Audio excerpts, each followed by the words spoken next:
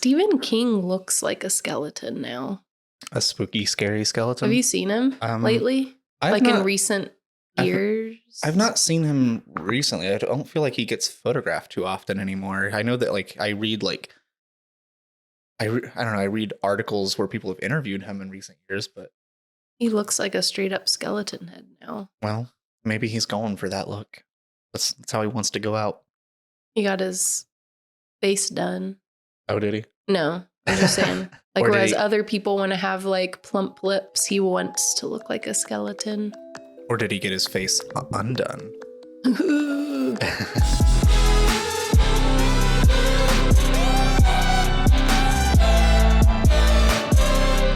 Wait for Kandace to get done yawning over here.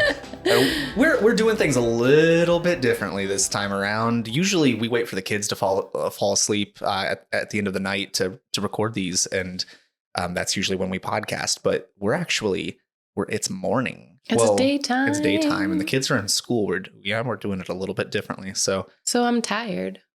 Not really. I mean, you've had coffee.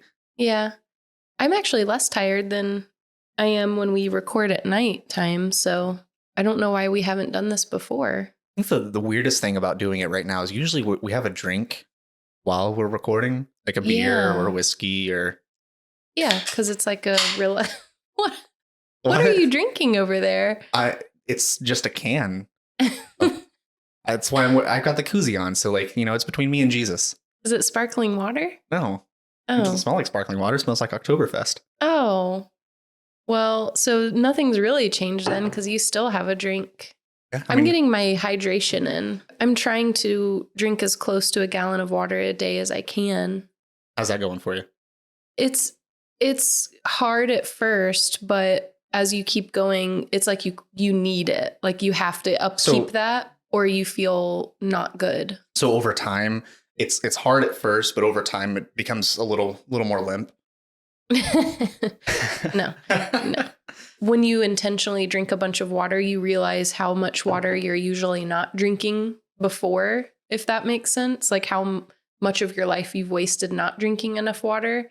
And then you realize, what have I been doing with my life? I could have had this nice hydrated skin and energy all this time. It's a crazy thing. You know who probably needs to be hydrating better? Ew. Stephen King. You just said he looks like a skeleton. I love Stephen King. I don't know why I Googled him for some reason. I was just getting in a spooky mood, I think is what it really was. And yeah, his face, he looks like he's morphing over time. Like he could be on one of those Animorph covers, but Stephen King slowly turning into skeleton. I mean, that would be a cool book cover. That's not really what the Animorphs do. They turn into animals. I know, but I was comparing it to that, how it shows the evolution of them changing. What animal do you think Stephen King would anamorph into? Oh, I was just saying he would be a skeleton. I know, but what animal? If you had to pick an animal for Stephen King, what would that be? Based off what he looks like or his vibe. Either? Because those are two very different things. I mean, what my mind immediately goes to I'm just in Saint Bernard Cujo. I would see Stephen King turning into Cujo. Oh, Saint Bernard. Those are too cute, though. I don't know if he would anamorph into a... Have you seen Cujo? Yeah, I've seen Cujo. I mean, they can look pretty evil. I just meant Saint Bernards. They're so fluffy, Beethoven. They're big old fluffs. Very cute. No, he would just be a skeleton. So, welcome to the Creepful Podcast. The Creepful Podcast. Yeah, I think, we're doing a special spooky Halloween episodes all month this month. We're also doing Monday releases this month, so that's going to change up a little bit. I don't know if after this month we'll keep doing Monday releases. We'll see how it goes. I just know that Monday lines up with a special Halloween episode at the end of the month. Yeah, and we're just trying to get out content in general. So we're trying this month every single week for Creepy October. They will be creepy episodes. They probably won't be that creepy. They'll probably be just a lot of us talking about which animal Stephen King would anamorph into. Creepy themes.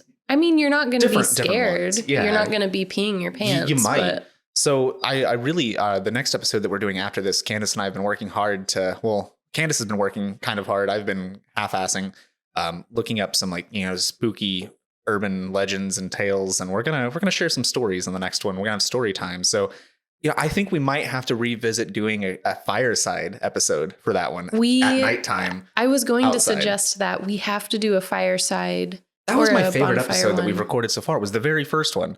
I mean, I didn't enjoy the aftermath of that episode. But no, we won't get into that. Kandace just drank a little too much. That's all I'll say. And Justin is great at cleaning up and using the carpet cleaner. I just have to give you that. And that's all I'll say about that. Are you being sarcastic? No, I was being... I thought you were saying that, like, oh, no, like, Justin's a terrible cleaner. I had to go in behind him and clean up after myself. I was being cheeky and alluding to what could have happened, giving the listener, some context they can pretty much like figure out now, like, they know. Anyway. And you rock. You're a great partner. But anyway, yeah. So we're gonna. I think that the next episode we're gonna try to do like a fireside episode, where we get outside, bust out the solo stove. Not sponsored, but hey, and we're Chris, gonna tell our ghost stories. Our ghost stories? Yeah, we're gonna tell our. Are they ghost stories? I mean, they don't necessarily have to. They're just kind of creepy stories. We haven't really set the rules for what we're trying to do here. Well, is this a competition? I think it's a competition because what we'll do is each of us will take turns reading the story that we've compiled, and it's not really a story that we've made up. To be clear, it's something that we've researched and we'll retell it. Yeah. In a fun way. From our storytelling format. Yeah. I don't know. So we'll see who wins. Listeners, we're still trying to get our shit together as far as like, show notes, what we link to and how to contact us and all of that. I think that we're going to try to get some sort of link tree going with ways that you can reach out to us, but you'll have to let us know who wins. Otherwise, I'm just going to assume that it was me. I mean, you'll probably win because you're a great storyteller. Yeah, but here's the thing. I'm putting zero effort into this so far, and you've been actually like thinking through this. So I'm probably going to be like throwing something together day of, whereas you're going to have this like elaborate thing planned. And you'll still win. We'll see. You're just a great storyteller. It's not a competition though, but it is. Wink. Wink. So yes, welcome to the first of our spooky Halloween themed episodes. And today we're just gonna kind of keep things a little more general. We're gonna be talking about like we've touched on like things like spooky things that we like in the past, scary movies and things like that. We're gonna be going into a little bit more of that past experiences with like just different Halloween memories and maybe some paranormal memories or experiences and whether or not we believe in those things. So yeah, we're going to be talking about a little bit of that, and hopefully we can get a coherent episode out before we have to get our son off the bus. Perfect. Because we chose to do this in the morning. Well, I just have to know, you mentioned like paranormal or like experiences. Have you ever been through? Are you jumping right into that? Yeah, well, I figured that was like more of an end of episode, like building up to like talking about spooky stuff, but then like, okay, now we got to find out, do they believe in No, I'm not asking if you believe. I'm saying, have you ever had But by asking me that experience? And me giving you my accounts of any experience that I've had, it's confirming whether or not I believe. I think that we should save that for the end of the episode because that gives people a reason to hang on. So you want to lead up to? I want to lead up to that. Okay. I think that's what we're leading to. So listeners, if you want to know whether or not Kandace and I believe in the paranormal, I'm going to say it weird every single time. You're going to have to stick around and just sit back, get your whatever your preference of fall latte or warm seasonal drink is. Pumpkin spice. Are you a pumpkin spice girl? I'm not a pumpkin. I actually loathe it. You know what I have really enjoyed? I did try Starbucks this year has their the apple the apple cider kind of like. So it's the apple yum drink. Yeah. But when I walked into Starbucks a few weeks ago and they got their fall seasonal drinks out, I thought that it said apple rum. And so I asked for apple rum and I just kind of got a chuckle and I'm like, I mean, there's rum flavors of things. That's not you are right. And rum is a very big fall flavor. It is a fall flavor. I'm very much a bourbon guy, but this time of year, I tend to really want like a spiced rum because it goes well with so many fall drinks. Yeah, especially apple flavors and stuff. But yeah, they kind of chuckled at me like, hey, the liquor store's right there. Well, that's what I was just about to say. What's funny is the only Starbucks that we have in our town is part of our Kroger. So you have to get out of your car. You have to get out of your car, go into this place and stand in, Kroger, our local grocery store, for, Starbucks. And the liquor store, like they can't sell hard liquor in the aisles in Ohio, like as part of the main store. So most Kroger, what they do is they have a separate store up front or somewhere in the store that is technically a separate store with its own liquor license that can sell hard liquor. So it is right across the aisleway from where the Starbucks is. So yeah, so they made a joke like, yeah, go right over there if you want some rum. And I'm like, oh, sorry, I can hardly read signs. Like I thought it said rum, but I'll take the apple yum. That's okay. I mean, I wish it were apple rum. I know. I mean, I think that would be a great flavor. We had a bonfire latte this morning. Speaking of fall drinks. From Revival Coffee House. And, I don't know why I said that in spooky voice, but it was good. It had like, it was all right. It was I think that I enjoyed the drink that I had flavor. there. I did like there were hints of like a kind of like a bourbony flavor to it. Yeah. Could have been the bourbon that I poured into mine, but it was guys, good. No, I'm not getting drunk, like morning drunk. I've not had bourbon. He just winked at me. You can't see it, but he did. Just kidding. Hey, again, this is in my koozie conceals. This is between me and Jesus. Me and Jesus. Sorry, listeners. We had to take a pause for a bit. I'm on beer 2 now. And I've started beer 1. Yeah, it's one of those days. This is why we have such a hard time podcasting. Shit just comes up. There's always something coming up. There's never just a peaceful day, uninterrupted day where we get anything done. So anyway, I feel like I was just about to ask you what some of your favorite fall activities and things to do are. I would say baking fall bread and being... When have you ever baked fall bread? I said I would say baking fall bread and being just an awesome homemaker who does like cool like fall decorations, crafted DIY at home. But I'm not that type of person. Instead, my favorite fall activity is starting my slow hibernation into the couch and covering up with fall blankets that are like fuzzy and warm. And then just starting my long hibernation. Do you notice like this time of year, I feel like I have a really hard time, like a harder time than usual, waking up in the mornings to get ready for work and getting myself like up and going. It's really hard. And I've been having that same issue. We've been sleeping in more and more like past our alarm.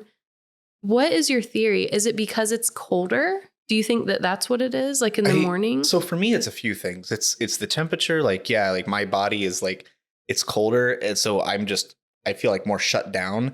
But I also think that because we're not being as active outside anymore, I think that our body is just kind of like a little more sluggish. We're eating heavier like foods a lot of the time in the winter, I think. So I've been really active outside. You have been. But like what I'm saying is like in general, you do start to like slow down. We're not getting outside as much once winter kind of hits. I'm not saying like that's like why we're being sluggish now. Like there's a few different reasons, but like that's one of the big ones that I think that kind of like starts to make you sluggish over the winter. I really do feel like just a bear ready for hibernation. Just like I need snacks, warm blankets, movies, and just not leave the house. Which leads me to my true fun fall activity. Scary movies, obviously. Scary movies, doing some of the fall like festival stuff with the kids. Yeah, is really the main thing. Really enjoy going to some of the fall festivals. There's I'm a little sad because there was one that I really enjoyed in the Indianapolis area when we lived there still. That we haven't. Yeah, I remember that. We haven't been back to, and like we there's a few that we've tried around here. A few that they've been okay, but like nothing that really like captures like everything that this place had. Like it's so there's like one that we really like that's here called Niederman Farm. And like they have a lot of really cool stuff there, but there's just like some aspects of it that aren't present. Do you think though it's because the kids are getting bigger? No, because like they're really into that stuff. Like I feel like if anything, like that's their jam right now. I just remember when, when they're smaller, it's like fun to dress them up in like the orange colors and like the fall colors and take pictures. And then they like pick out their pumpkin and they're so cute and little and like waddling around. I don't know. I feel like as they get older, I feel like they're wanting to do those things less. And it's sad. It's not that they're wanting to do things less. I think that life is just kind of getting in the way of how often we're able to do these things. It does seem like more of a chore sometimes. Like Milo is just hard to take anywhere. He's always been that way. But like I don't think that they're against doing those things. Like I still think they really, really do like going to that sort of thing. We're trying to take our kids to Kings Island's Halloween hunt, I think tonight. And like Evelyn's really into the idea of it. Margot, I think, is very skeptical of the whole haunted house concept and like people walking around in costume. She's afraid that they're going to like chase her or, which I mean, they might. I mean, yeah, that's the whole fun part of those is like the thought of being, like scared. But as a kid, I could see how that would be an unsettling thought. I love that stuff as a kid, though. Like and Halloween Haunt at Kings Island, it's pretty tame. Like, let's be honest, it's tame. I mean, it is kid friendly too. It is they very have like a whole throughout. And like children's section set up. At least that's what it's been years since we've gone to Halloween Haunt. So, I could be remembering it wrong, but I remember even like the more adult section, like there are like bigger kid, like kind of setups being pretty tame. It's not like, there are definitely places that I've been to, like Land of Illusion is another big one in this part of Ohio that draws a big crowd every year. And like, they just have like very, very like gory, dark scenes that are not necessarily kid friendly. I think there's actually an age requirement to even go into that one. Yeah, or certain ones that they have there at least. Yeah, we wouldn't be taking them to something like this. It's more of like a family friendly. That sort of stuff as a kid. Like I loved like not really like knowing like, oh, hey, are they gonna just like jump out and grab you? Like there's some places like where you can sign waivers for like they're able to like kind of grab you and put hands on you and like kind of just do subtle little things. Like obviously they don't take it too far, at least they shouldn't. But I don't know, those kinds of places, like, that doesn't bother me. I enjoy it. I like getting scared. But not that I like, most of the time I just kind of like walk through like kind of just laughing the whole time though, because like, first off, like these are, and not to knock like community theater and like those sorts of people. Like, I mean, I've done community theater. It's fun. It's a blast. But they're not necessarily, getting out there in the headspace of, like Leatherface, like, oh, I'm going to chop your face off and chase you around it. Like, no, they're just having fun with it, which is, what they should. It's kind of over the top and just silly. And sometimes it can be hard to take. Like, it's not so much that I'm laughing at them. It's more that I'm laughing with them. Yeah, for sure. I like the theatrics of it. I'm not actually really scared. It's just, it's fun. It's kind of a rite of passage. Like, it's Halloween time. You want to get fake scared. It's all part of the fun. It's like scary movies too. It's really rare for a movie to actually scare me or make me feel uneasy. Yeah. So there's like the cheap jump scare, which I mean, that gets everybody because it's designed to do that. And it's a really cheap way of scaring somebody. It doesn't have a lasting effect. It's like in that moment, it can be scary just because like shock value or like, oh shit. But it's rare that like we watch something that like really like kind of just sticks with you and like, shit, dude, like what did I just see? I know that there's been really few instances in the past few years where we've seen a scary movie and it actually like kept me up at night or made me have weird dreams. It's really rare. I feel like one of them was that weird movie with I actually don't remember what it was called. It had a really unsettling like soundtrack, and I don't want to give away any part of the movie, but I can't think of like how to describe it to you. Well, by saying all you've told me is that it had a very unsettling soundtrack. Unsettling soundtrack. Check. Scary. Yeah, that narrows it down. It was the movie where the mom like paints has the mini house figures. Do you know what I'm talking about? Are you sure that wasn't a one of the creep show? Like, No, it's not that. I can see how you would think that. And it's not the whole plot of the movie, but she has like miniatures of the home that she works on, and they have like a daughter who has a strange face, and then a son. She has a Is it Hereditary? Face. Maybe. Is that? Do you know what I'm talking about? No, like the one where the thing happens with the stop sign. It's Hereditary. Yeah, Hereditary. Yeah. So I guess I completely spaced out on the miniatures. Yeah, the mother had miniatures. And the person that made Hereditary, what were the other ones that they made? They made a few that are kind of those kind of like what were they? Was that A24 or Blumhouse? It was that produced those. I'm looking. I feel like it was A24. I'm pretty sure that was A24. There's like a specific brand of horror that they tend to put out. But yeah, the person that did Hereditary, they also did. It's A24. Yeah. Sorry. Yeah. What was the other one that they did like after? Like, what was their follow up to Hereditary? I'm spacing. Was Midsummer one of them? Yes, Midsummer. So Midsummer, which was pretty unsettling. Yeah, as well for specific reasons. And then they also, I think that same person did the what was the one about like the Green Knight. Oh, which was a little bit. It had like horror. See that we didn't see it, but I think that it had like kind of like horror elements to it, but wasn't. It was more of like a like historical like fantasy kind of like. I would like to see that. Tale. Yeah, if you guys haven't seen any of those, I mean, they're worth watching.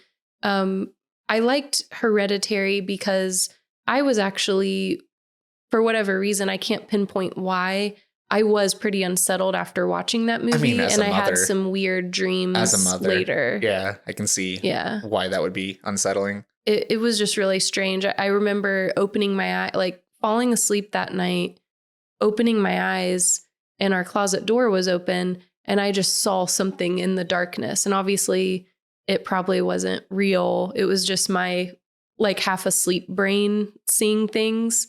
And I just opened my eyes and see something. And I felt like I was having a heart attack. It was one of those situations where you just sit up in bed and you can't breathe and you feel like someone's like sitting on your chest. And I stayed awake the rest of the night. And nothing even like that happens in the movie. It just got me in that weird headspace where I'm really unsettled. Paranoia.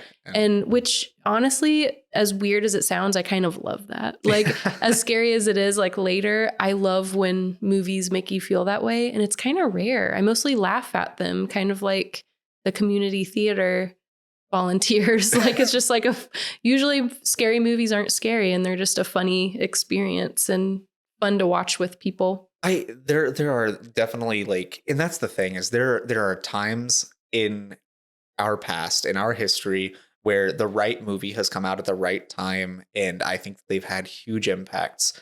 I think that if, like some of these films had been released at any other time, they probably wouldn't have had the same like lasting impact. If I were to watch a lot of these today, I would not like. A lot of them don't age well, so they don't hold up. Either that or like something becomes so popular in the horror industry that they put out a bunch of copycat ones. And, they just way overdo it, and you kind of get desensitized to the idea. Like one thing that comes to my mind is kind of the found footage genre. So like like obviously like in the 90s Blair Witch, like that was it again, the right time to come out. Like it's not anything like so scary. It's not like, I don't know, it's not like scary in the sense of like what some of the found footage films do now with like the jump scares and stuff. It's more like kind of just like unsettling. So it's more overdone now. So if it came out now, it probably wouldn't scratch the surface. But back then, like people was like were legit like concerned, like, is this real? Like people thought it was. Yeah. And I think that it's one of those films that it was a little bit ahead of its time. Because it wasn't until, almost about 10 years later, maybe a little bit more than 10 years. I can't quite get my timeline, like what year this film came out. But yeah, about like 10 years later, the first Paranormal Activity movie comes out. And I think that was one of the things that really kind of like skyrocketed the whole like found footage genre. Like it was the right time for those films to like finally like cameras. Like think about like how good like consumer cameras and home cameras and like the things we're getting at that point. Like people were able to make these like low budget films there have been several of them that have come out that like I absolutely just adore. Like the first, for instance, the first two, I would even say Paranormal Activity movies. Like I loved seeing those in theaters. Like those are very much the type of movie you need to see in theater. It doesn't have the same impact at home. I mean, yeah, like they got kind of like watered down and just like not as effective the more of them they released. And going back and watching them now, it doesn't, I mean, because there's no surprise to it. Like that's, again, has some jump scare factors. Like they don't get you the same way twice. Yeah. I have to say, though, seeing at least the very first Paranormal Activity movie in theaters those used to be my favorite experiences, like watching a scary movie in a crowded, sold out, like Friday night theater where there's not just teenagers talking, and there's actually the whole crowd is working its energy together and just like screaming together, like, you know, to all of these jump scares. That was probably one of the most fun movie experiences I've had watching a scary movie, because it was giant theater, sold out. Most of the movie, while you're watching the footage, it's quiet because, you know, you just hear that like almost audio buzz kind of in the background. See, and then like there's something paranormal happens in those movies, you get that kind of like there's air conditioner like vibration kind of noise. Yeah. And when you're seeing that the first time in theaters, you don't realize that that's something that's like engineered like in the film. Like that could very well just be like, oh, the AC just kicked on in the theater, or like you don't really like at home coming out of your TV speakers. It's very obvious what that is. Yeah. But like that first time seeing those films in theater, it was an experience. The first time it was like, you know, as a grown adult at that point, like I had, you know, that thing where like you go home and you try to sleep and like there's a dark shadow, like a dark corner of your room that you're like, shit. You're like, shit, there's eyeballs in that corner. I'm not able to see the crease in the paint there. Like something could be hiding there. What's standing there? Shit, I forgot to close my closet door. Oh, fuck, I have to go down into the basement to get this thing. Great, now it's lights on the rest of the evening. Ooh, that's another good. That was not a okay, so let me caveat here. This is not a found footage film, but that was like one movie. Not so I wouldn't say the feature length Hollywood version of Lights Out, but the original the short film. And I'm spacing the guy's name. He does a whole bunch of horror shorts. He was the director for the Shazam movie as well. Yes. And I really love like his short horror work on YouTube. He's got a whole bunch of them on there. I think Kandace is looking it up, so I'll just check out David Sandberg. Sandberg is the filmmaker for the short film of Lights Out. And he did produce the Hollywood, I think that one might have been a Blumhouse movie. He did produce that as well, but it didn't have film, like that short is like that first time you watch that, it's just like, oh shit. And he made that short film all himself. And also check out, like, if you are interested, he has a lot of behind the scenes of making. Yes, and I really appreciate film, those because I love to watch. I've always loved behind the scenes stuff, but there's just something about, like, you know, it's just him and his wife making a lot of these, and you know that inspires me because like I don't have a crew of people. Like we're trying to like make stuff in between, like putting the kids to bed and us falling asleep ourselves. Like I just appreciate seeing like the craftsmanship that can go into such a small production, how you get the most out of what you have, and really just letting the story take hold and, you know, be the thing that drives your project, as opposed to like worrying so much about like having the right gear and having all the talent and people involved in it. And it's just all of those things. So yeah, like go on YouTube, check out the original Lights Out short film. I think it's like maybe 2 or 3 minutes long. And it is really creepy. And I love how candid they are on the behind the scenes, showing how they made all their like special effects and like different props, and they're really simple tricks and things that they do. And it really is inspiring if you are wanting to make your own short film or something like that. And like I said, like this guy, like for a number of years, he was just making these YouTube videos, and that led to him. He ended up producing and directing the feature length version of Lights Out, inspired by his short film, which led to him also working on, what was it? Annabelle Creation. Yes. The second Annabelle movie. The second Annabelle. He directed that movie, which led him, like, he's now working for like DC on the Shazam movies. Like that doesn't. How do you get like, from how did here you to get there? From that to that? Yeah, I don't understand that. And I can't remember what. Do you remember the name of his YouTube channel though? Because it's not his name. No, I don't remember, but we'll have to throw it into the show notes, even though we never ever put the URLs in the show notes. Or just look up David Sandberg, and I'm sure Lights Out. Lights Out. Yeah, and you'll find it on and then YouTube. go to his channel and like watch his other stuff so watch the short film and then watch the behind the scenes stuff for that short, like how his making up. He's a really entertaining guy. And he and his wife have a lot of other short films that they've done as well. That a lot of them are creepier ones that I really like watching. But yeah, I don't know how we got off on this tangent of horror filmmaking. You said no, that's not a tangent. Like that's part of it. We're talking about just like favorite fall activities, and like horror films. That's really the biggest one. It's a big part of that. Like, you know, we try to watch horror films throughout the year. Like we both love them so much, but especially around Halloween season, it gives us it puts us in the mood to like, all right, we're definitely sitting down and watching some of this. I kind of panic too, because I feel like when October 1 hits, I feel like there's this like invisible countdown where I'm like, I have to fit in all the scary movies. Like I can't just watch them anytime throughout the year, but it has a special charm and feeling if you're watching it during spooky month. I don't know why. I mean, yeah, I can go watch these in December and January and February, but I almost like panic, like, oh, we only have however many weekends left in October. How are we going to fit in all these movies and shows that we want to watch? We won't. We won't. That's kind of it. So we try to keep spooky season going as long as we can in our house. So going back to like, you would kind of hit on like the experience of like being at like a Thursday night or a Friday night, like premiere, like release of a movie, like back in the day when you would have like just dedicated fans who are also filling the theater and really into it. And then, like not just a bunch of like teenagers, like they're like hanging out and being obnoxious. Man, that's a time that it has come and gone. We will never get that experience again. And our midnight kids won't releases either, on like a Thursday night. Sad. Like they release, like when I remember lining up for like a film that I really wanted to see, they were showing it on one screen at midnight on a Thursday night, and you couldn't buy your tickets ahead of time. In the earlier days you had to line up, get your tickets. It was first come, first serve. If the theater sold out, sorry, then you didn't get to see the premiere. I was like, and again, you were able to do this too, but I saw the evolution of this because I worked at a theater.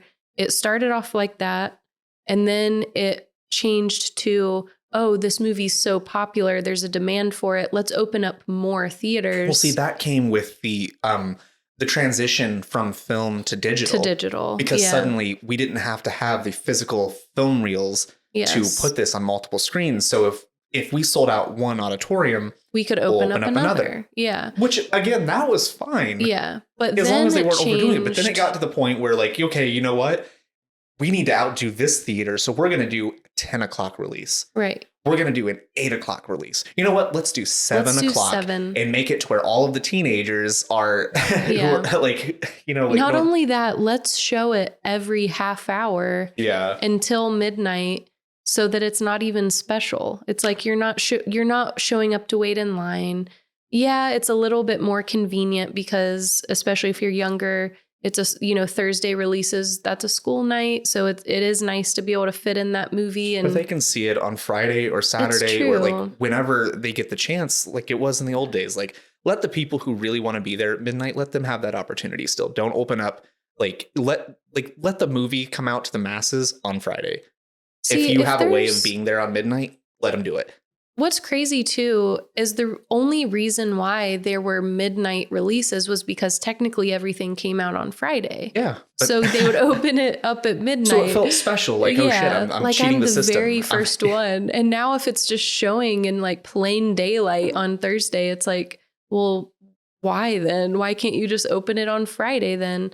Money, money, money. They need that money. I really think that for the most part, it's kind of been Marvel is one of the things that has kind of really ruined this. Like when the Avengers movies, like the first like couple of like phases like started becoming big, like that's where they started doing this because they were breaking box office records and like, like why not? The theaters, I mean, you can't fault them. They're just trying to make money. They don't give a shit. But I think as a fan, it kind of ruins it a little bit. It was all the same era as the big things that were going on in those times where that transition happened were the Marvel Cinematic Universe. There was Harry Potter films still coming out. There were Twilight films still coming out when I noticed that transition. Just those really big ones that were like people needed to see them. They needed more showtimes. And then they just became not special eventually. And then now, it's hardly necessary to even go to a theater half the time because the movie will be streaming probably within a few days if you wait or immediately. Or simultaneously. That's one thing that does kind of bother me. There are certain films that I don't mind watching them at home, but there's certain films that I want to be in a theater. And I feel like, and that's the thing is like we even have it, like we have a really, really, really nice TV down in our basement with a good sound system. And I love watching films down there. But even that is not the same as being in a theater filled with like-minded people who are also there to enjoy an experience. And like, there's kind of like you build off of their reactions, their energy. If they're also there to enjoy the movie and not just like, like now I feel like the last few like release day movies we've gone to, there's a bunch of kids like on their phones the entire time. Like we've seen are what kills me. We've seen like people just like fights, like arguments and stuff break out. Like they're not there to watch the movie. So I'm like, why are you here? Like, just come see this Friday night or Saturday night, or like, why are you here for the damn like release? I really miss that tingly feeling of having that camaraderie with the whole theater. It doesn't often happen. Say the last time it happened for me was when we saw the newest Ghostbuster movie with the kids. There was actually a lot of people in the theater that were as pumped. It was older people there with their young children, like there for the nostalgia of it. Yeah. So we did like every now and then we do get lucky and have like a pretty good viewing experience. It's usually nostalgia films that it happens with, not newer films. While we're on a movie theater rant, one other thing that bothers me is like buying the tickets ahead of time. Like, yes, it's so convenient, but at the same time, people don't show up to fucking movies on time anymore. And what happens is you have these people who've like bought their tickets ahead of time, kind of walking in as the movie has already started because like, oh, we don't have to like worry about not having seats. They're going to be there. So let's take our time out in the lobby with all of our I am the kind of person, like I will get in there even with my reserved seats, like a half an hour early. And I usually like munch down on all of my like snacks and popcorn and stuff at that point, and then like enjoy it while I'm watching trailers. And, like then by the time the movie comes around, like I'm ready to watch. These people are coming in and sitting in their seats, like, like sometimes 5 minutes after the movie's has even started. And then they start like opening up all of their candy and chewing on their popcorn, and they got to like, have conversations still. Like get there early and get that shit out of your system. Like we're trying to enjoy this movie that we overpaid for. I feel like that's totally, I'm just picturing you in an episode of like Seinfeld or something. Like, what's the deal? Just being, just like being cranky, with like the current theater staring experience. At everybody, like opening their candies. Like where that, like that sort of like that complaining, where that comes from is having lived and I wouldn't say that I even got the golden age of the movie theater experience because I didn't. Like, I think that probably came at an earlier time before, like even like movies on demand or like home theater, or like home box, like having like VHS tapes, DVDs. Like there was a certain period of time where that was not readily available. You couldn't watch these movies at home unless you just happened to catch it like on a cable station. Or it just had to be like you had to find a theater that was playing, like re-releasing these films, or like there was other ways of doing so. But like there was a time and a place where like, like that was the cinema experience. Like that was it for a lot of these. Like that was the way they were intended to be viewed. That was the only way that they were viewed. And, like if you were there watching it, it's because you wanted to be. And we missed out on that. But there was still like, even in our youth, like there was still some prestige to the theater experience. That was the way to watch movies still. Like, yes, you can get your favorite movie on VHS, 6 months down the line or whatever. But it was still hard to wait. It was still hard to wait. So whereas like Kandace was saying, like now, like it's either being simultaneously released, like the newest Halloween movie was released on Peacock the same day that it came out in theaters. And I'm like, all right, well, this kind of like, why should I even care about this if it's like, you know, you don't give it the time of day to like, you know, have its time in the theater. Like the theater experience, like they're not even, it's not being taken seriously anymore. So like, why are the movie studios like, why should they care? They're just gonna, you know, they're gonna release it however, you know, makes them the most money. Like, so it really is kind of like, it's killing the theater experience. But the theater experience was dying long before streaming. It was dying before streaming. I'm going to go, even though I wasn't alive in this time period, I'm just going to guess that late 70s and 80s was probably prime movie Could theater. Could you imagine, time. You know, the year was it 1976 or 1977? For the Star Wars. Oh, Star Wars. Could you imagine? I think it was 76, wasn't it? I don't know. And then 80 was Empire Strikes Back, and then 83 was Return of the Jedi. Well, there's Star Wars, and then there's just all of the original horror films that came out that are like the old school ones now. And I would have loved in like the late 70s, early 80s, like sneaking into a theater to like watch these like R-rated horror films, because that was the only way to see it back then. So like I'm just like picturing like sneaking in to see like the Friday the 13th, Halloween. Like, I don't know that so many good movies came out. I bet that was just the best time to go to the theater. And I think that I've talked about this in one of our previous podcasts, but like for me as a kid, getting into horror films, it was all about the video store. Like going into my local video store, they have the wall of like horror films with like the cool covers, like was all it up. Dave? Dave's Video, good old Dave, his back room, with his the beaded the back room with the adult films, the no room. I'm surprised that you don't know what because I feel like every video store had something similar to this. Yeah, you told me about this, and I'm like, I'm pretty sure you got that from a movie. I've never seen a video store with a secret like back room. You've only gone to like the big like chain stores, then I'm assuming. Like, I mean, we were going to Blockbuster. Did Blockbuster not have an adult? Like, I didn't have a Blockbuster in my town growing up. I would go to a Blockbuster occasionally. That was in like the next town over, but that was like we were already in the area. Our little rinky-dink one didn't have as big of a selection, and there's a good chance that this movie that just came out, it's going to be gone. Blockbuster has like 6 copies of this, so I've never seen a video store with a back room. That just sounds like a fake sitcom video store. That's where Dave, you know, he keeps his softcore porn. It's super just, I don't know what that is, but that's something.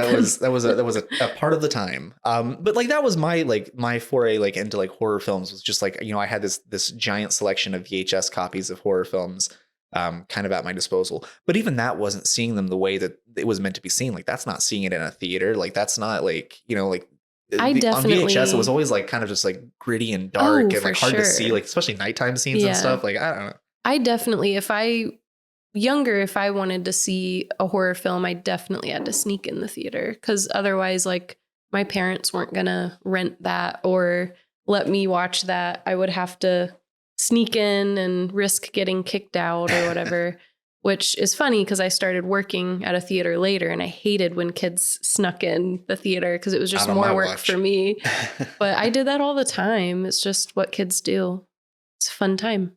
So aside from horror films, let's talk about like, you know, Halloween's past. What are some of your favorite Halloween memories growing up? Growing up, like Halloween memories, teenager, whatever.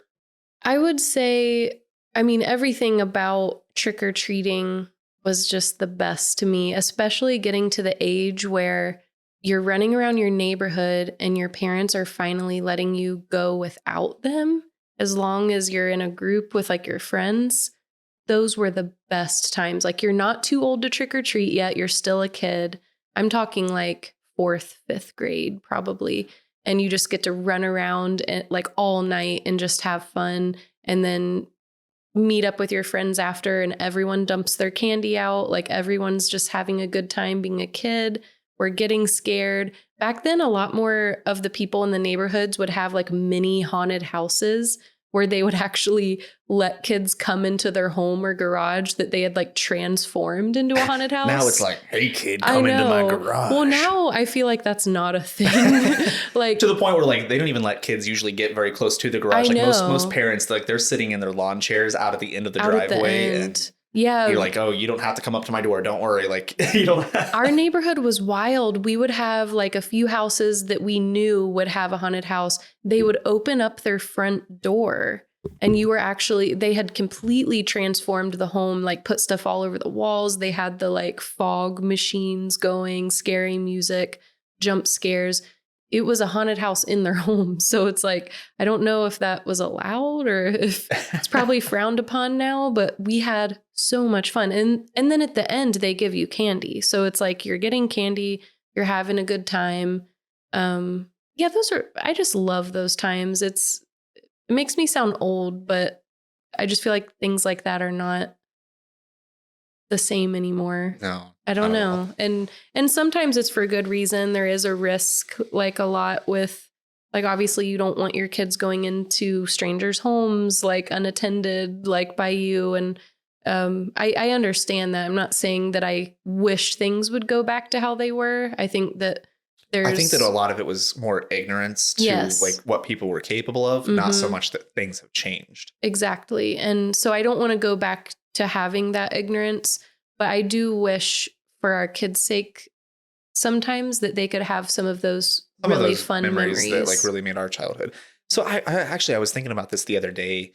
Just, you know, like at what point do we let our kids walk around by themselves on Halloween? Because like my mom, I don't remember my mom walking around with me on Halloween past like, I want to say like first or second grade. Like I feel like even at that young, like even at Margot's age, like I was walking around our neighborhood by myself. I know at least like first and second grade, I was accompanied by my parents. But yeah, after that, I think it was kind of more relaxed as long as I was with friends. Especially because like, you know, your neighborhood and, you know, back then, at least like my parents trusted, you know, like everyone in the neighborhood. It wasn't something scary to think about. I don't know if I would, you know, ever trust our kids to walk around the neighborhood on Halloween alone until they're way older, but maybe that's me being a helicopter. I don't know. I feel like Evelyn's probably at that age where it's probably okay as long as she's not going super far out. I don't know. Fourth grade seems like borderline, like iffy to me. I still feel like there should be some accompaniment. Oh my gosh. It's all right. You're drunk. I'm not drunk at all. I just can't say that word. Candace is over here having her beer. I'm just having my beverage that's, you know, in my koozie. It's just between me and Jesus. It's not a beer if it's in a koozie. Is that what you're saying? I'm saying is you don't know what it is. Like that could be sparkling water. It could be a Diet Pepsi. It's a mystery to me. It's a mystery. It's definitely not Oktoberfest. Shout out Sonder Beer. Not a sponsor. I don't know. What about like Halloween memories for you? Do you have any that, you know, are different than mine? Like besides the trick-or-treating and all of that? I mean, like trick-or-treating, like that was always a lot of fun. I grew up like, I think trick-or-treating for me was a lot different than it was for you because you were in, you were in kind of a suburban neighborhood that, you know, like had all of like the big neighborhood with just houses. I lived in a small rural town where, you know, our like we had a few blocks of like houses that were kind of intertwined with like some of like the town and stuff too. So like it's a little smaller scale. I think that like things were a little more like walkable. Like everyone kind of knew everybody in the town. So like I felt like it felt a little safer because of that. So like that's why like even at a young age, like my mom didn't really walk around with me, but that's because like, you know, if I ever needed something, I could say like, you know, like, hey, Mrs. Johnson, can you call my mom for me real quick? And like my mom would be on the phone in like 2 seconds, or like people were like kind of keeping it, like everyone knew who all the kids were. So a little bit different time.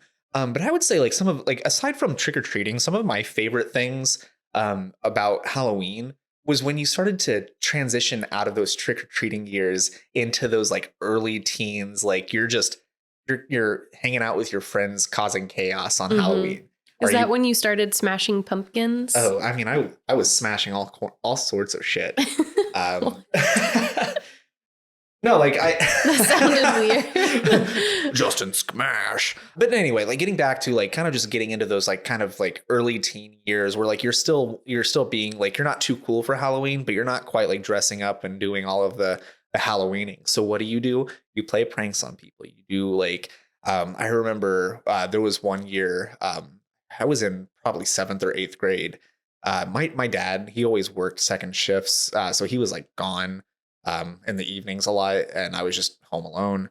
And again, another thing that probably wouldn't happen this day and age, but it was at that age, I was like, what, 13 years old, like 12, 13. Like that was perfectly fine.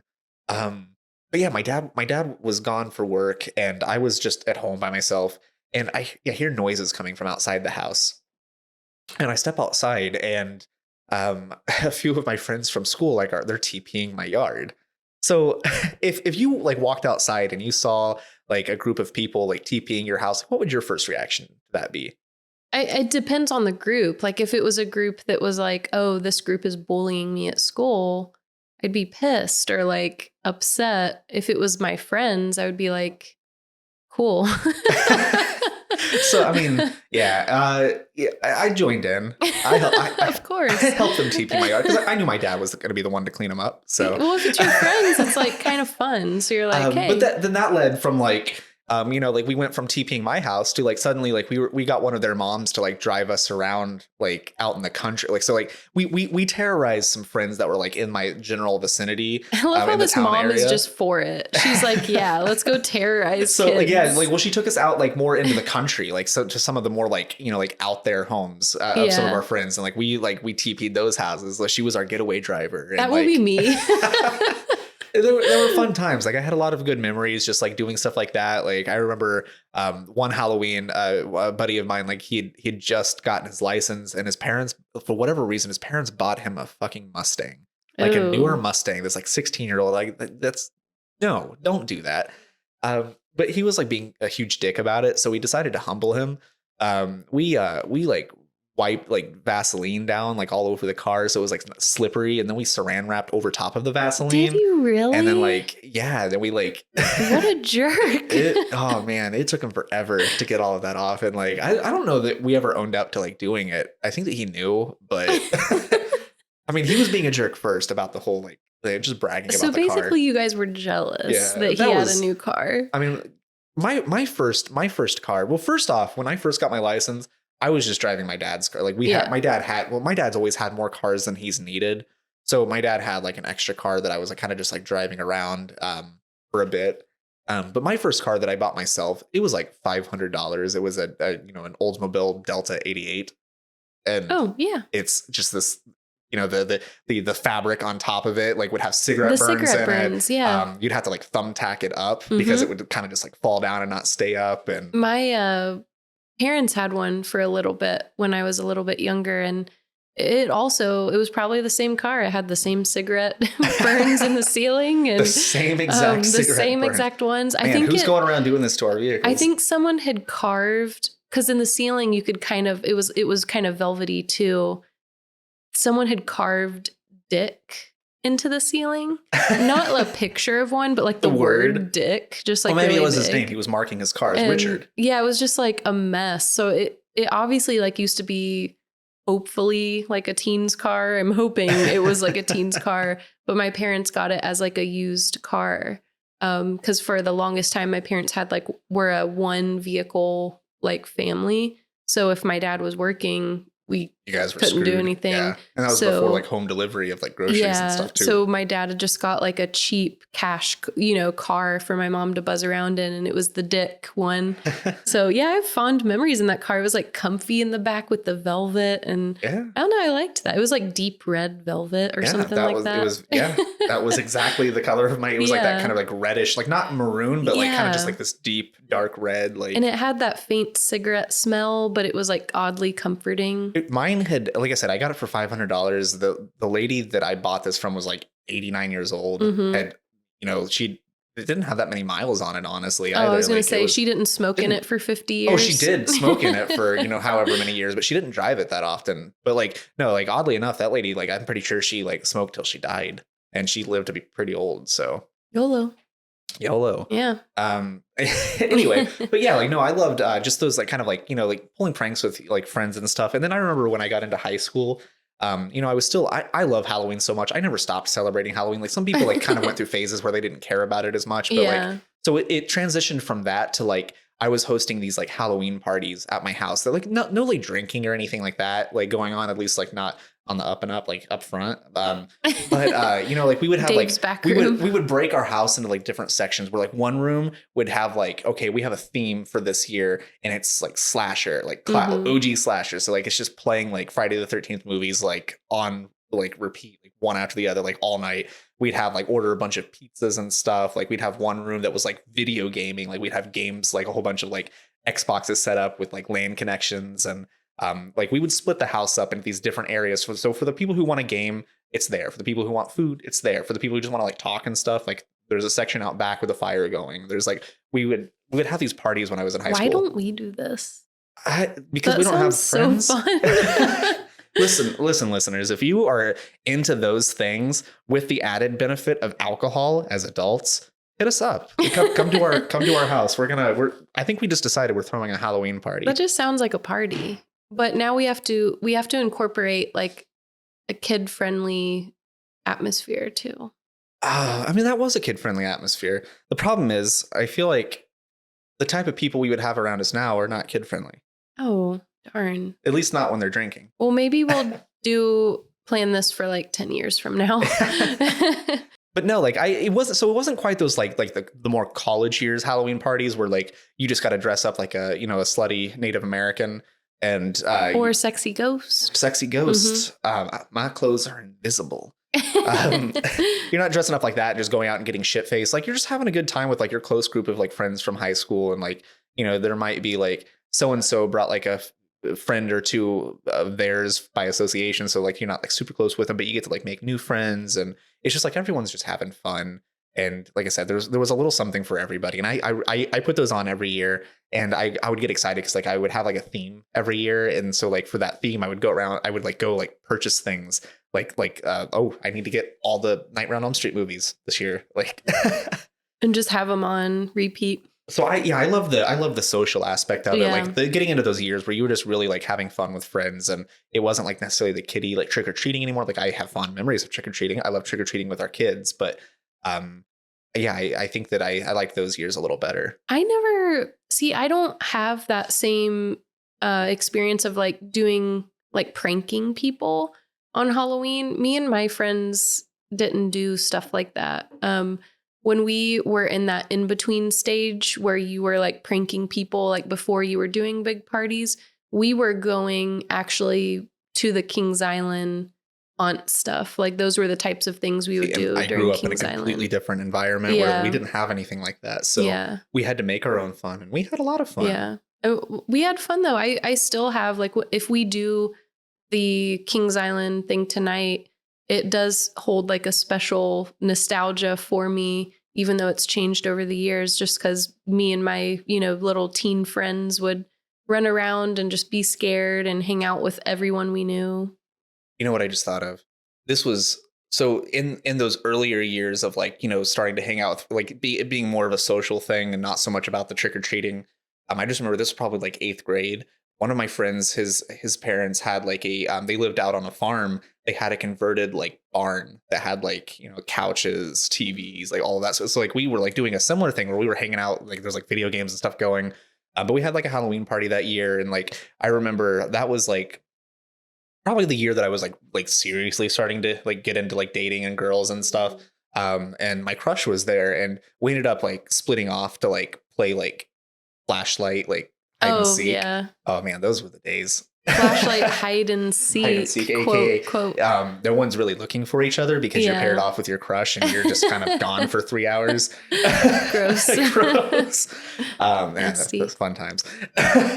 Yeah. But, you can't do that at Kings Island. No, you can't do that at Kings Island. Like I said, like it was a very, my Halloween experience and like some of the things that we had to do to kind of make it fun were a lot different than what, like we have so many options for things like fall festivities, like Kings Island, like things like that for our kids to go do now. And our kids will probably have more of a similar like Halloween experience than like kind of similar to how I did, just gauging like the type of neighborhood we live in.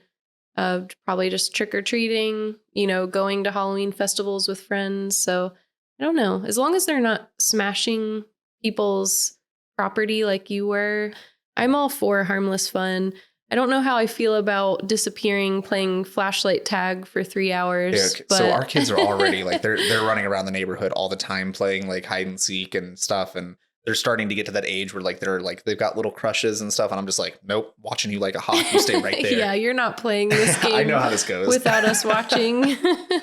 Oh man. But then that kind of like, I don't know, like, how did you feel about your like more like college years Halloweens? Because like there was good and bad. I don't think that they quite lived up to like the experience of like my high school like Halloweens. So, I mean, they definitely didn't live up. I would say the first 2 years that I was kidless of the college years were just the stereotypical like, oh, like all the people I was friends with, they just wanted to go dress up as like sexy Native Americans. Like we talked about sexy ghosts. I was sexy Angel Steve Jobs the year that he died.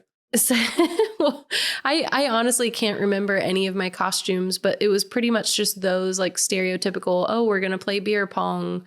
Someone is going to be there smoking weed and might have weed to share. Like just stupid stuff. Like looking back, not fun, not spooky.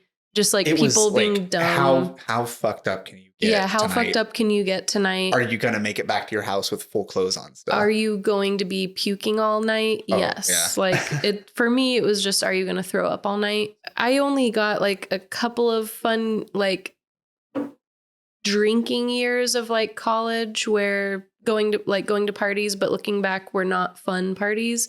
And then it turned into, that's when Evelyn came along. And shortly after Margot. So most of my 20s was like trick-or-treating, fun kid themed Halloweens, which is fun to me too. I had so many fun memories of just the kids being babies and dressing them up in their first costumes. So yeah, it's weird to think about how your life has like different stages of like Halloween spooky Halloween fun, and is constantly evolving. Like, it is. And like now, like I'm starting to see our kids kind of get into some of the things that made Halloween so special for me, and I'm like, I know it's getting to the fun year. Like, it's really taking me back right now because the kids are really into, like the new Hocus Pocus movie just came out, so that takes you back to those years when you used to watch that movie. And shout out Doug Jones. They're watching like Halloween Town and all the fun Disney Channel classics, which are super cheesy but still so fun to watch to me. And they're starting to like the creepier stuff too, which is fun. So it's kind of great because you get to relive all of those stages again with your kids. So it's great. Life just keeps on going. I think one of my favorite my favorite things to do with the kids, and we haven't done this very much in the last couple of years, but when we lived in Indianapolis, there was a lot more around, I feel. The corn mazes. Like I love like kind of just going out and like letting the kids kind of navigate that. And I love a good corn maze. Love a good corn maze. And I love now we can start carving pumpkins with them. So that's a really fun time that we did, a fun thing that we did last year that we can do every year now. I think we hit all the good parts. It's like the candy is the least fun of it all. I mean, the candy is like not even so much about like the candy is like kind of more of an like you're collecting candy on day of. Yeah. But the candy is more of a November thing. Like post Halloween, like you're just eating it for a couple of weeks and regretting your life. It's kind of like how Christmas Day to me is not the fun part. It's the season leading up. Yes. It's the magic leading up to it and the feeling. It's not the day itself. So I'm just going to keep Halloween rolling all the way to Christmas this year. Like just take all of our Halloween decorations and instead of putting them away, throw them up on the tree. Just put them on the Halloween tree this year. Keeping all the Halloween colors up, black. So I have a question for you. Sure. As an adult this year, are you going to dress up? So I usually do. And where I'm at right now is the last couple of years, I have dressed up in accordance with what Milo was being. So last year, Milo was a Ghostbuster. I dressed up as the Stay Puft Marshmallow Man. The year before that, Milo was the Incredible Hulk. So I dressed up as big Dad Incredible Hulk. Dad Hulk. So he was Baby Hulk. I was Dad Hulk. Purple face. Did No, you it was- purple face? No, I green faced. Oh, you green faced. The Hulk is green. Yeah, you're thinking. I was thinking of his. No. Do you remember the generic version of him on Dexter's Lab? It was on the Justice Friends cartoon. Yes. Hunk or no, it wasn't Hunk. It was no. I don't remember. Yeah, I don't remember. It was like Trunk. I don't know. You green faced. Yeah, I did green face. So sorry if we have any green face listeners. Yeah. Not trying to be offensive, just trying to be my favorite Avenger. Yeah, it makes him happy for you to join along with what he's doing. It validates him. So this year, are you going to do a costume with him? So this year, Milo just got into Pokemon, like hardcore into Pokemon. So he's being Ash Ketchum. So I've been throwing out the idea of I'm either going to just get an adult onesie and be Pikachu, walk around with Milo as Pikachu, which that'd be comfy and warm, or I'm going to do my own thing. I think you should do your own thing because I found out, spoiler alert for my mom, that she's going to be Pikachu this year. So, all right, Dawn, I'm going to have words with you. She's my thing, though. I guess she's being giant inflatable Pikachu. Inflatable Pikachu? Yeah, like an inflatable costume Pikachu. I was going to be sexy Pikachu. That's way better. Were you going to wear a skirt? Yeah, like full on like having to pick my ass stockings all night because my underwear are just riding up so bad. Oh, I love when that happens. Yeah. But yeah, kind of just transitioning out of Halloween memories and our favorite things about trick or treating and just Halloween rituals and things that we do. Let's talk a little bit in the last few minutes that we have here, a little bit more about the spookier side. Do you have any spooky things that have happened to you in your life? Outside of childbirth. I would love to say that I have, because that's so interesting to me, just spooky stuff in general. But other than the stereotypical uneasiness of having weird deja vu instances where I know what's going to happen next before it happens, or waking up and seeing a shadow in my closet with eyeballs. I put those there. I'm sorry. Nothing has ever actually happened to me that's scary, and I wish it had.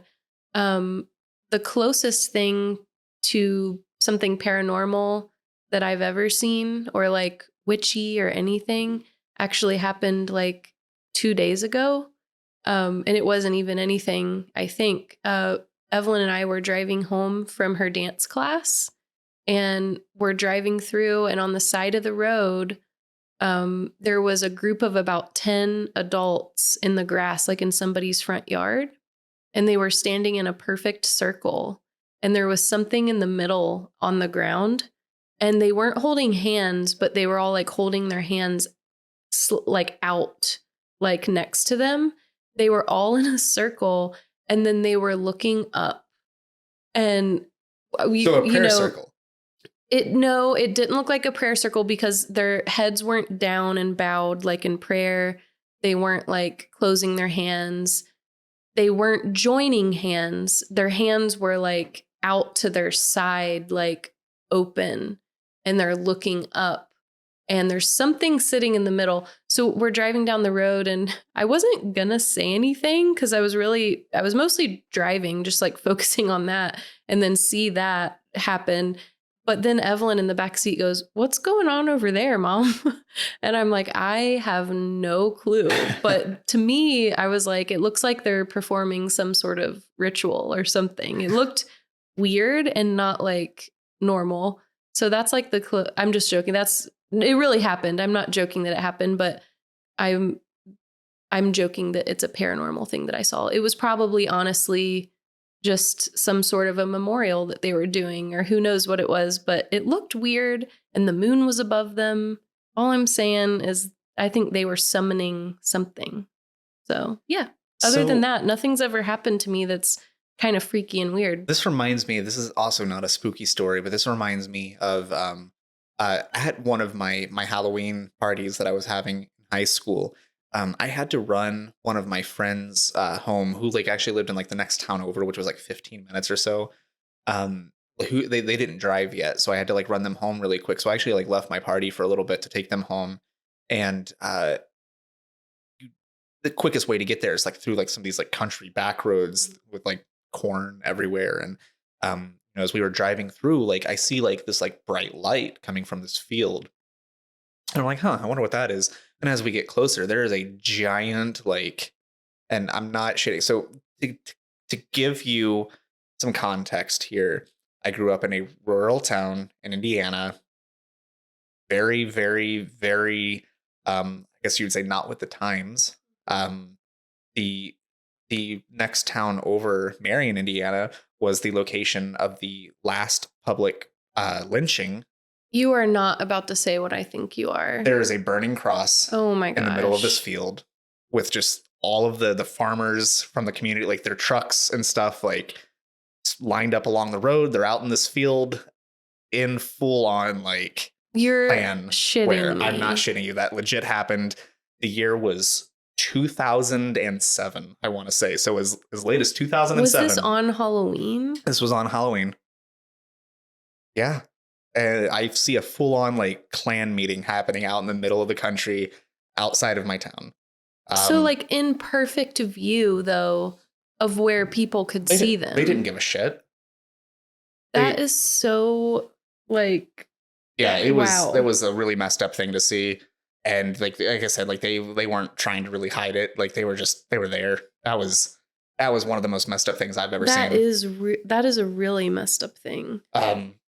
Yeah, I've never seen anything like that. Like, yeah, no, like, I wasn't expecting. I always knew like that there was still Klan activity in that area, like where I grew up, and I knew the history around the Klan in the area, but I was not expecting in 2007 like seeing this like big gathering of people. Just like that ridiculous. Full offense, if you are one of those people, you're shitty. Fuck off. Like, don't listen to my podcast. Yeah, I mean full offense. Like I hope you stub your toe today. That's so awful and just wow.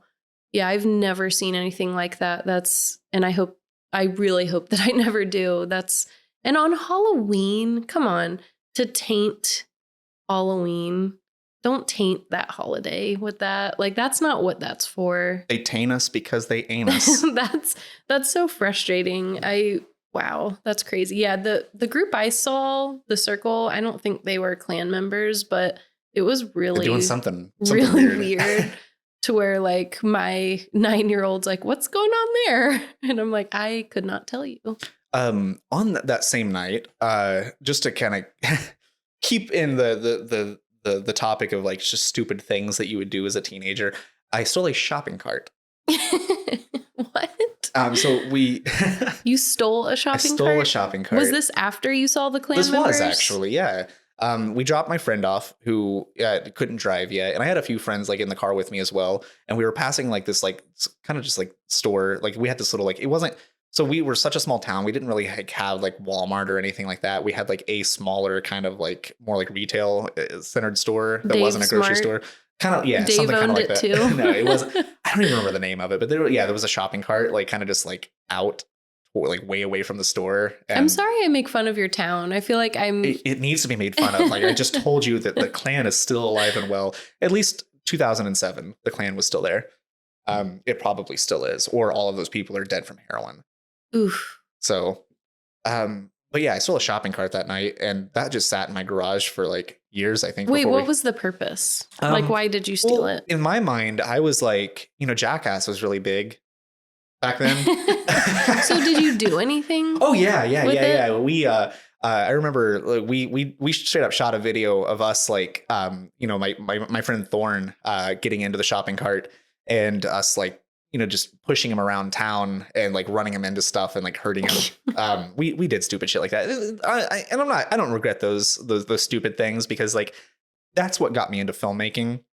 And we've talked about this already, but like that's why I am where I am. So harmless fun. Harmless fun. I mean, aside from the shopping cart that we stole, that's probably, I'm sure that. Wait, how did you get it home? In my trunk. It didn't. I mean, I shoved it in kind of like sideways. The trunk didn't close. I had just enough of an opening where I was able to put it in, kind of like. And all the police officers were probably busy with other things. Well, I mean, I just told you that I had to drive through country back roads where there was a Klan meeting going on to get there. True. So on the way back, I was driving the same route, which by the time I drove back through, like I probably shouldn't have, like I probably would have seen the Klan some more if I had not stopped to steal a shopping cart. But by the time I drove back through, that was all gone. Like they were just like nothing had ever happened. Like it was just gone. Nobody was out there anymore. Like they did the cross burning, they had their meeting, and they got home. Were they ghost clans? Ooh. That's even creepier. All right, guys, all of that just to lead up to my spooky story. Just kidding. No, I think they were real people. That would have been like messed up. Like, ooh, were they ever actually Were there? they there? They were just the ghost of Clan Pass. I would have like went and checked out the site when they were gone. Were there ashes from the cross still? Maybe it was just all, ghostly figures. Yeah. I really hope that there was nothing like sinister happening. I'm hoping that, right.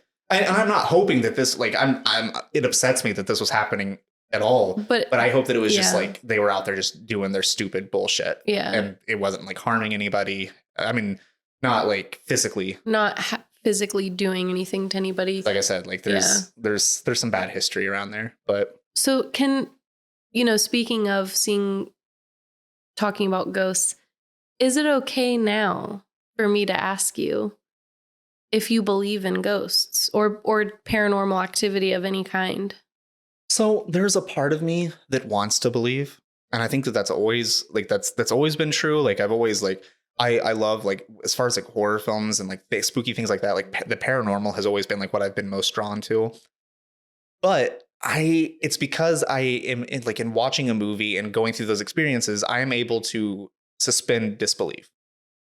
And I don't think that I actually believe in it. Even as an adult, I mean, I'm not, and this isn't really like that important to the story, but like I'm atheist. I'm not afraid to say that, like whatever. Like it's just like one of those things, like the afterlife. Like that's something that I struggle with quite a bit. It's just like I don't know that I believe in necessarily an afterlife in the sense that like everybody else like believes in heaven. And I think if anything, like what I can hope for is that there's just you have your life that ends, and either you become part of the earth again, and like that's your way of kind of like living on, is you provide back to the planet that you're I don't know. My beliefs are constantly kind of just like I'm adapting, changing, but for the longest, like for forever, I have not really believed in like the traditional sense of like an afterlife, like a heaven and hell, and that sort of thing. And that's why it's hard for me to believe in like the ghosts. Like, yes, there have been times in my life where like something spooky has happened where I'm like, shit, like what did I just experience? But not enough for me to say like, oh yeah, I 100% like believe in like ghosts and spirits, and I want to believe. What about other people that have stories that they've told that they've experienced? Bullshit. Do you believe them? You think it's all BS? No, I know I just said bullshit, but no, like, and that's the thing is or do you think that it's something that they think that they see? I think that it is real to them. And I would never doubt someone, or like I would never discredit their belief or, like what they saw. I would never say like, no, you didn't. Like if like sometimes like, those experiences, like they can be very like, that's what spirituality is though. Like everyone experiences it differently. And just because like, I don't really, even not being Christian, like, I mean, you're able to experience spirituality. Like, look, I mean, there's so many other like religions, even not being a religious person, you were able to experience like spirituality. There's certain things that like, I would say like in my life that like, I would kind of, I don't know, I guess kind of compare to a spiritual experience, but not in the sense of like, ghosts and stuff like that. Well, what would compare to a spiritual experience to you? I'd say the closest that I've come is probably Red Rocks.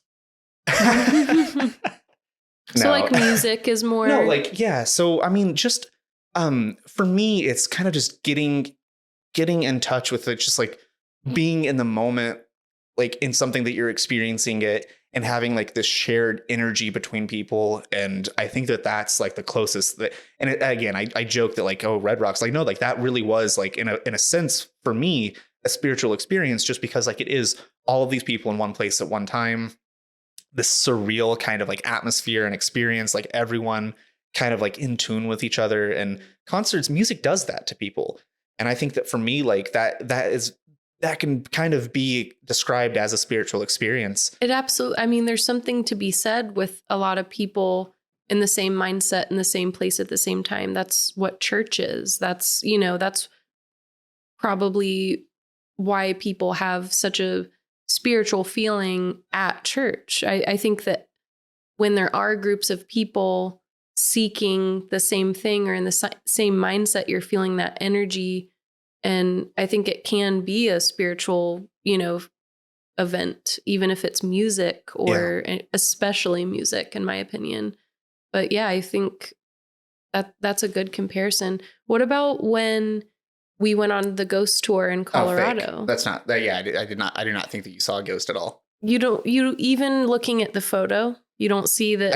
I don't. And like I said, I had a moment. And I think that this is why you got the camera out in the first place and started taking pictures. Like I did have a moment where I felt like I was being watched. Like there was a story that was told to us. It was creepy, whatever. But I felt like, and again, an energy. I don't know what that could be. That could be like your own mind sending signals through your body, like making the hairs stand up like that. Who knows what causes this stuff? I've spent the last 32 years trying to figure out what the hell I believe in. And, like it's changing all the time. And I think that like for like ghosts and spirits and things, like I'm intrigued by the thought of, paranormal activities. I think it'd be cool to really experience something like that and have a definitive answer. Like, oh shit, this is real. I think that would put my mind at ease a little bit, even knowing like, shit, there is some form of afterlife. Like some concrete evidence. Yeah. But yeah, I'm a seeing is believing kind of guy. And I don't think that I even though like I've had things that have like not sat right with me, like, oh, something was off about this experience. Like I've had those. I don't think that I've ever like truly like experienced anything. And I think I don't think anybody really ever has. I think that they have experienced something that, and again, like you feel an energy or you feel that something's there, but what really is that? So I don't know. It's hard for me to answer whether or not I believe. Like shorter answer is no, I don't believe in ghosts or spirits. But that's not to say that I'm not open to it. Like if I experience something, like I'm open to questioning what that is. To like, I don't just like automatically, I guess, like I don't like just shoot it down like, oh no, that wasn't anything. Like it sticks with me in my mind. Like that's part of like this ongoing debate that I will probably always struggle with. But so here's another one.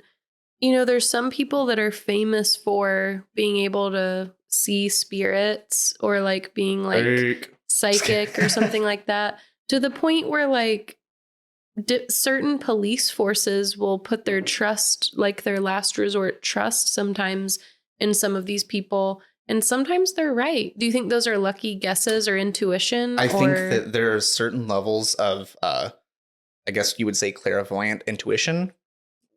So you think it's an intuition thing, not so much like I talk to a ghost? I don't think that it's that. I think that there is, and again, there's things that you just can't explain.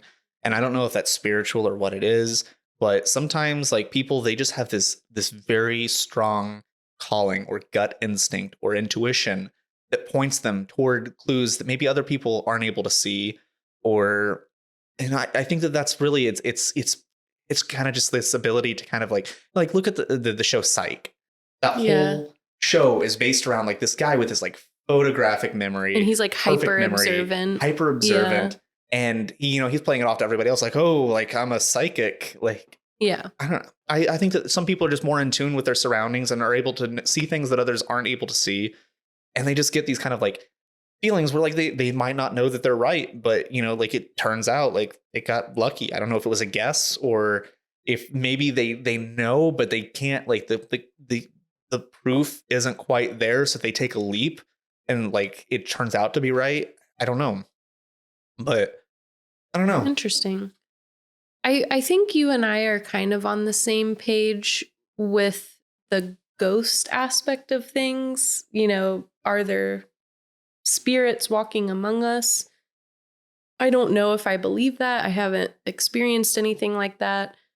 And I'm not afraid to say that most stories that I hear of people saying that they have, Everybody has a ghost story. I feel like they're a little bit BS, or they're nothing more than a trick of the eye, like trick of the eye, and again, your right body circumstances, sending signals. Like most of it can be explained away into something. Because don't get me wrong, I've had plenty of tricks of the eyes where I'm like, I just saw something. Oh, I mean, I do too, and I don't even believe. So. And then you can eventually explain it away by doing some quick investigation to your surroundings. I do feel, so I'm not sure. I've never seen anything very compelling or heard anyone's story that seems very compelling, because it's always someone who saw it just themselves. There's no other witnesses. There's no, anything like that. And I think sometimes people want to think that they saw something or think that they did. I do believe in an afterlife, though. So I can't say for sure what the afterlife looks like. So I can't completely discredit that there are spirits walking around, because I don't know.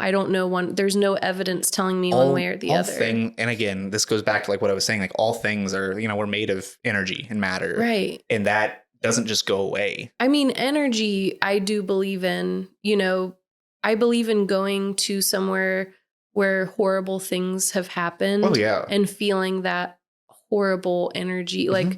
Like I've done stuff like that before, and I don't believe it's all in your head. I think a little bit of it is you are recognizing certain things happened in this place, but there is just like this energy attached. So I think energy is real. Vibrations, whatever that you want to call it, whether that be, is it a ghost? Is it energy? Is it the same thing? We don't know. So I guess it's kind of to be determined, because I haven't seen evidence one way or the other. I guess we'll have to die to find out. And I mean, and I hope I'm not. If I'm right, we'll never know. That's true. If you're right and there's nothing after, and we're just like grass. So or something. I hope, like, and that's the thing is like, it's not that I want to be right. I'm hopeful that, after we pass, like I'm still in some way or another able to, experience you and our kids. And I hope that doesn't just go away. Like, I don't want to be right. Like, I'm kind of like I believe in what I can see and what I can understand and what can be explained. And that's how, I've experienced life. This is sort of on topic, sort of a tangent, but as a child, I always had these very strange questions that no one could answer to me when, we'd go to church and we'd talk about heaven and all of that. I do believe in a heaven of sorts, but I don't believe that it's a physical, like golden street with bricks and, that I was told it would be. I think that it will be somewhere that you feel painless and, you're not living anymore. So you're not going to feel those human feels that you do, like the emotion and the pain and all of that. I don't want that though. That's the part of the experience. And without that, what's the point? But here's my thing. I was always led to believe, you're going to go through the golden gates to this golden roads. Everyone's going to have a mansion built for them in heaven when they get there, and that you're going to be with your family.